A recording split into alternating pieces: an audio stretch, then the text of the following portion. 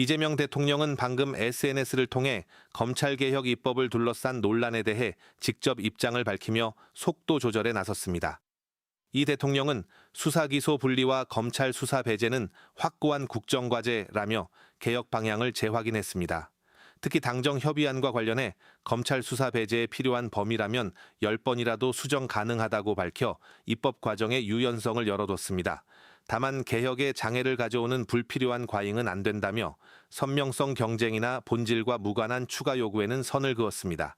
이 대통령은 특별사법경찰 지휘 조항과 수사 진행 중 검사의 관여 여지가 있는 조항을 삭제하도록 정부에 지시했다고 밝혀 검찰의 직접 수사 개입을 차단하겠다는 의지도 분명히 했습니다. 또 공소청장 명칭 변경이나 검사 전원 재임용 주장에 대해서는 핵심과 직접 관련이 없다며 부정적 입장을 보였습니다. 이 대통령은 관련 글과 함께 방송인 김어준 씨의 집권하니 관대, 설득되고 싶다는 반응을 담은 기사도 공유했는데 당내 강경론을 겨냥한 메시지로 해석됩니다.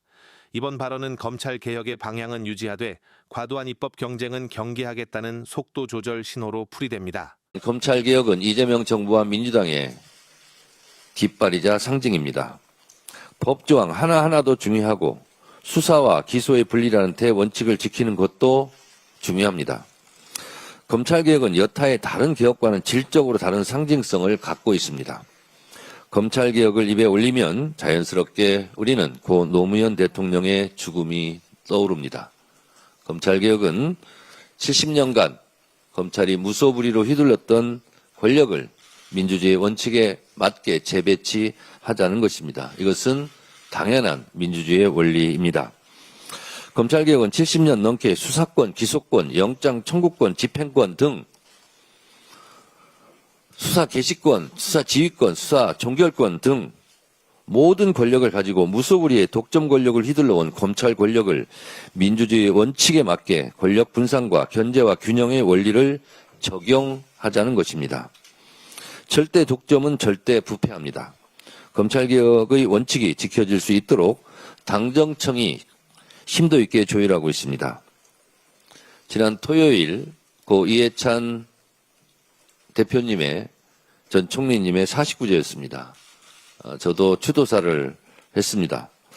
고 이해찬 총리의 말씀처럼 진실하고 성실하고 절실한 마음으로 빠른 시간 안에 결과물을 내올 수 있도록 최선의 노력을 다하겠습니다.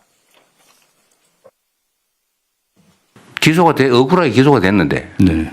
몇 년 재판해가지고 돈 들여서 고통받고 해가지고 무죄를 받았어요. 검찰이 아무 이유 없이 항소를 해요. 그래서 또 막 한참 동안 돈 들여가지고 고생을 해요. 또 무죄를 받았어요. 또 상고해. 그래가지고 대법원까지 걸려가지고 돈을 엄청나게 들고 나중에 보니까 무죄는 났는데 집안이 망했어요. 이거 윤석열 대통령이 한 말 아닙니까? 네, 맞습니다. 근데 그거 지금도 그러고 있죠. 그래서 제가 이 얘기를 하나 드려볼게요. 1심에서 판사 셋이서 재판을 해서 이거 무죄네, 무죄 선고를 했어요. 무조건 항소를 해요. 그럼 고등법원 항소심에서 판사들 생각이 이거 유죄네? 그래서 유죄로 바꿨어요. 이럴 경우 이게 타당하냐? 3명은 무죄라고 그러고 3명은 유죄라고 하면 무죄일 수도 있고 유죄일 수도 있는 거 아닙니까? 네. 한 사람이 유죄라고 생각하거나 무죄라고 왔다 갔다 할 때는 무죄를 하는 게 원칙인데 3명의 판사가 무죄라고 하는 거를 3명의 판사가 뒤집어 가지고 유죄로 바꾸는 게 타당합니까? 그래서 상고제도가 있긴 한데요. 상식적으로 생각할 때는 가능성이 그럴 개연성도 있다고 하지만 일반적인 법 원칙에는 좀 안 맞는 겁니다, 사실요. 네. 지금 무죄 판결은 상소 못하게 하는 나라가 많잖아요. 미국계 대륙법계통이 그렇습니다.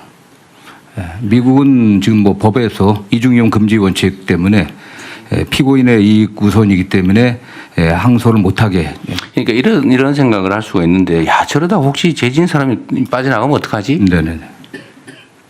그게 법 원칙에 어긋난다 이 말입니다. 네, 맞습니다. 그 억울한 사람들 전 재산 날려가면서 인생 망치고 그러면 되겠어요? 근데 지금 검찰이 1심에서 무죄 난 사건 항소하면 그게 유죄로 바뀌는 확률이 얼마나 됩니까? 대충 한 5% 정도 됩니다. 최종적으로. 네. 5%가 이제 유죄로 뒤집어진다 이 말이에요. 네네. 그럼 95%는 무죄를 한 번 더 확인하기 위해서 항소심 가가지고 생고생하고 있는 거죠. 네, 그런 상황이죠. 네.